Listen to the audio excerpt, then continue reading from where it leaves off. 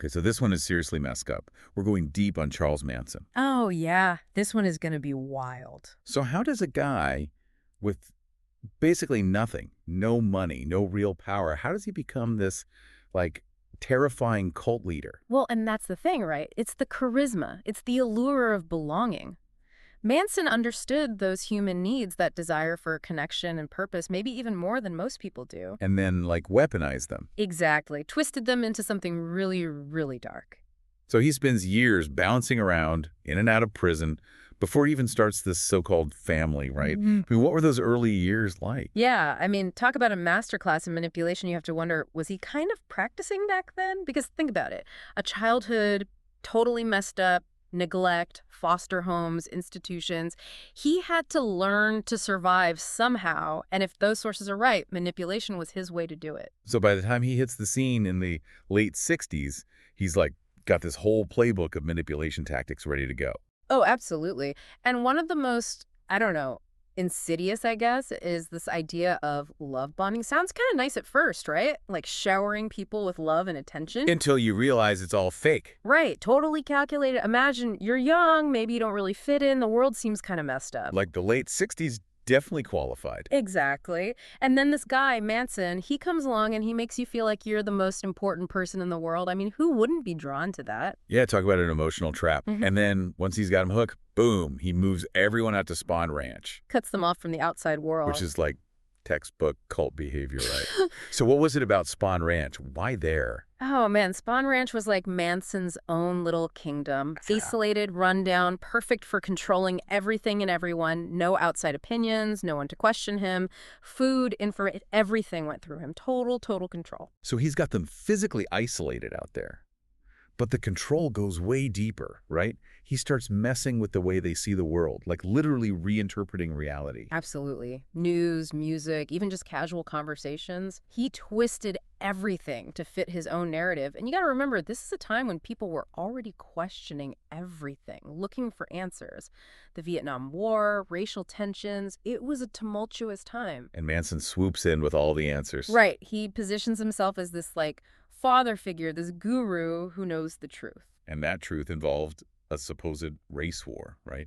Helter-skelter. Oh, yeah. Talk about tapping into those anxieties. He takes this term from the Beatles, by the way, completely out of context, and turns it into this apocalyptic prophecy. Genius, in a terrifying kind of way. Right. He gave them not just a place to belong, but a role in this, like, cosmic battle, and that's powerful. So he creates this whole vibe, right? Isolation, this constant fear, a twisted sense of purpose. Oh, totally. A pressure cooker. Exactly. But here's the thing, and correct me if I'm wrong, but the sources all say that Manson himself, he never actually, like, gets his hands dirty. He doesn't participate in the actual murders. Nope, not directly. And that's what makes it so creepy, right? Oh, for sure. He was the, what do they call it, the puppet master, pulling the strings, using these kids to carry out his vision. So messed up. Yeah. But how do you even get people to do something like that? Yeah. I mean, most of them were young, right? Like almost disturbingly naive about the whole thing. Yeah, and that's where the gaslighting comes in. Remember that. This constant manipulation. Oh, yeah, telling people they can't trust their own senses. Exactly. Make them doubt their own reality enough, and they'll cling to anything, anyone who offers them something solid to hold on to. And in this case, that anyone was Manson. Providing them with that twisted sense of belonging and purpose. Exactly. And once you've broken down their ability to think critically, they're capable of anything. The sources kept mentioning this concept of dehumanization. Like, Manson would talk about the victims in this really, I don't know, cold and detached way. It made them seem less than human. Yeah, like they weren't even real people to him, just obstacles or something. It's chilling, but it's sadly not unique. Happens all the time with violence and not just cults, you know? Yeah. You look back at history, anytime you see horrific acts, there's almost always an element of dehumanization. Makes it easier to justify. So the victims are less than, and at the same time, he's pumping his followers full of this, like, grand sense of purpose, twisted but powerful. Yeah. And it all ties back to this helter-skelter thing, right? But wait, wasn't that all? I mean, didn't he get that from the Beatles? Yeah, the Beatles, the freaking Beatles, like listening to the White Album on repeat saying it had all these hidden messages about a race war. Seriously. Talk about a read. I mean, I love the Beatles as much as the next guy, Yeah. but that It's wild, like twisting art, music into this tool for hate. He even claimed they were sending him like secret messages through the music. so messed up. Okay, so we've got the isolation, the fear, the gaslighting, the way he dehumanized the victims. It's like he engineered this perfect storm of manipulation in that group. Oh, yeah, totally. And the thing is, it worked. He got inside their heads, made them believe they were part of something bigger, something, I don't know, important, even if it meant hurting other people. And he was strategic about it. Strategic how? He understood the power of symbols, right? Sharon Tate, Roman Yeah. Polanski, big names, big impact. He knew that those murders, those specific murders, would generate a ton of fear, hopefully in his mind, enough to kick off that race war he kept predicting. Which, thankfully, never happened. But even still, those murders.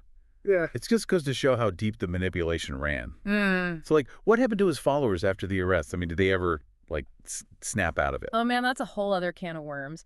Turns out breaking free from that kind of psychological hold, it's not so easy. You know what gets me, though? Like, even after the arrests, the trial, everything that came out, he still had followers. People on the outside, writing to him in prison, idolizing him. How is that even possible? It's kind of scary how strong a cult of personality can be, right? Like the truth is right there, but some people, they just can't or won't let go of the narrative they've built up in their heads. Manson becomes this, I don't know, this weird symbol. A counterculture icon?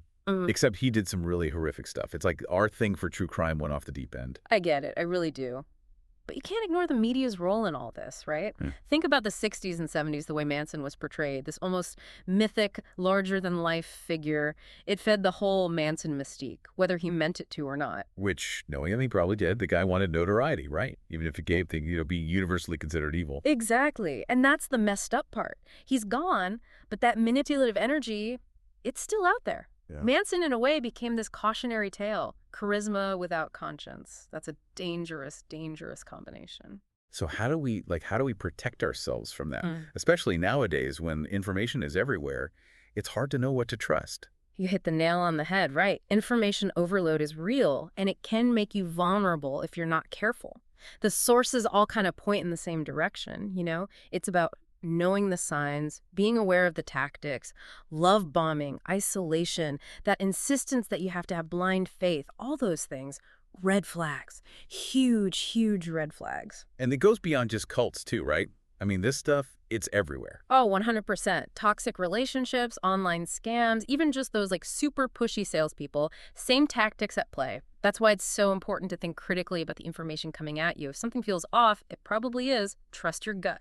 So we have to be our own BS detectors, basically. You got it. And that's hard. It takes practice, but it's worth it, you Right. know? Because the stakes, they can be really, really high. No kidding. Well, I think we covered a lot of ground here. Yeah, we did. That's our deep dive on Charles Manson, everyone. Stay curious, but stay safe out there. You never know who might be listening.